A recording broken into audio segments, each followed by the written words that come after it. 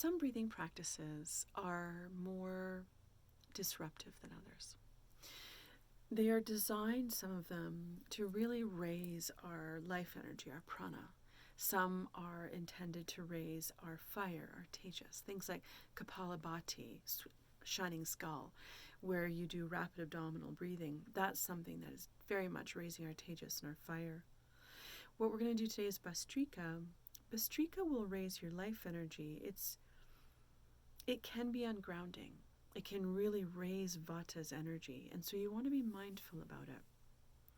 I find the time where I'm most drawn to do Bhastrika is in the spring, when the Kapha season is upon us and we want to break up the ice and the snow within, kind of shed that winter coat. And because of its focus in on the lungs, it can bring up the mucus and whatever needs to come up within Kapha. I find the time when I don't want to do something like Bhastrika Breath is in autumn. So where I live, the winds in August begin to pick up. And as we come into autumn and the leaves begin to fall, we can go toward that cold, dry, windy place where our stability can really be rocked. Anxiety can go up, indecision. I don't want to do Bhastrika Breath at those times. I don't need to. I'm already disrupted enough by the season. So trust yourself. I think there's an idea in yoga these days that you should be able to do all of these things, and then you're a really great yogi.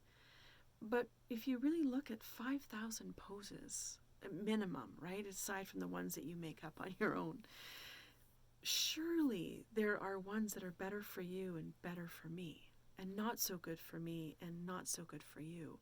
And those will differ, and we need to respect the individuality of that. So what I would suggest is in these breathing practices that we're doing, try them on and give yourself time afterwards to feel the effects of them. And feel free to throw them in the garbage for you.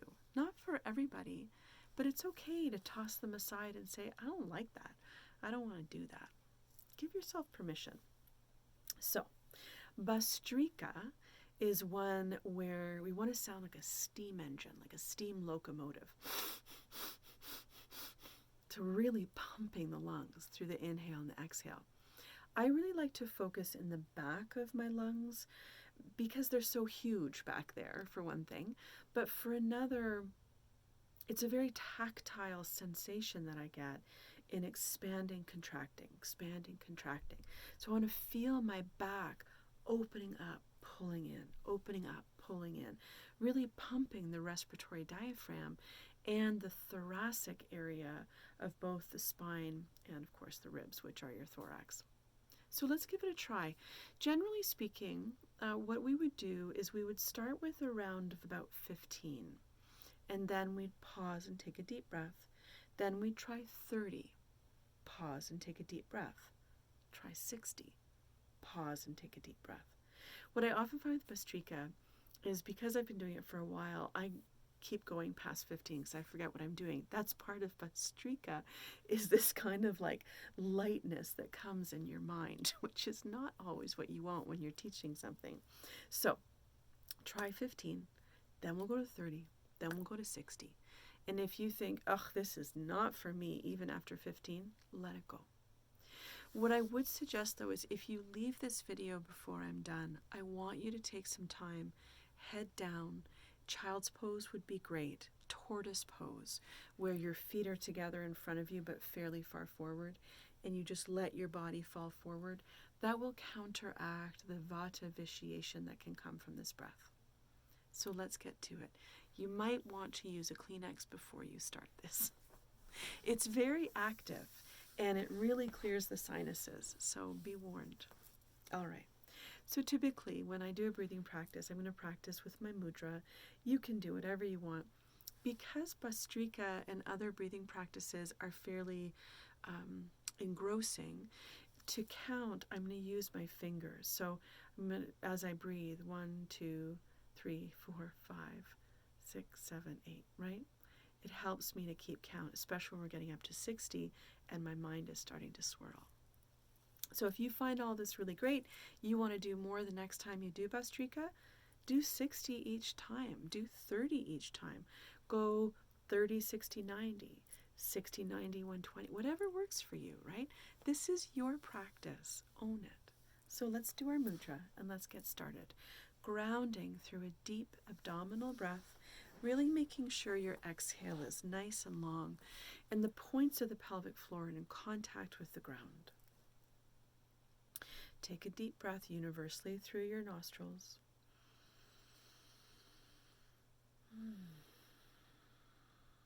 And so we begin. We'll start slowly and then we'll build it up.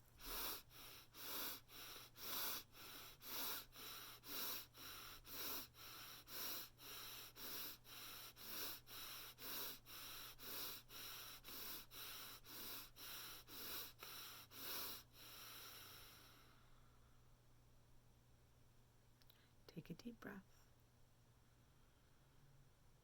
Do you feel the lightness? Do you feel a little bit of dizziness? So that was a slow 15. Why don't we do 15 again, but a little bit faster? When you're ready, take a deep breath. Here we go.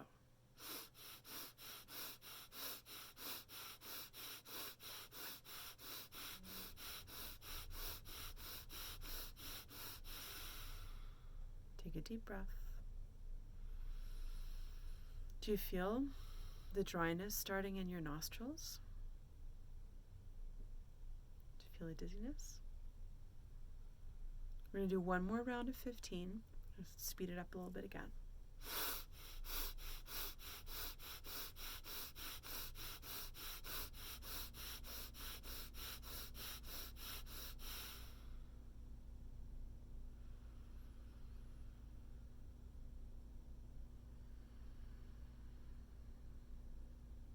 Ground through the sitting bones.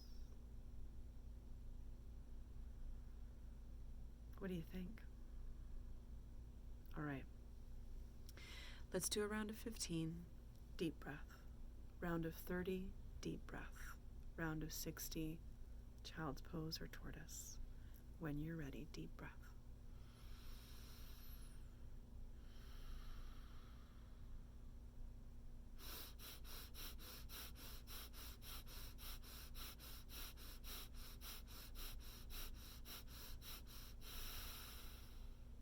Deep breath.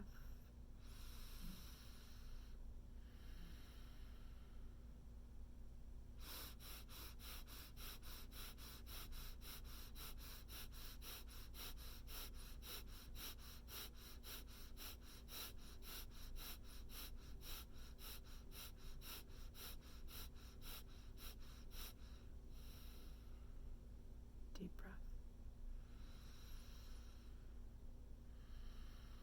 Final round.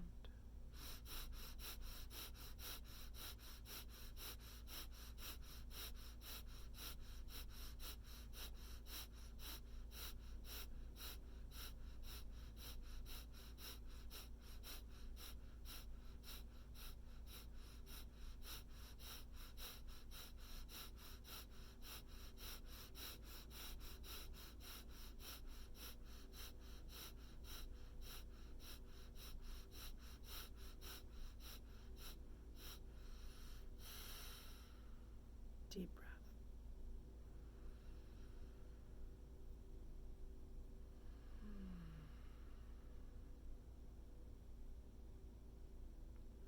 Bring the soles of your feet together. Fold your body forward, closing your eyes. Rest. Breathing long, slow, deep breaths into your back body.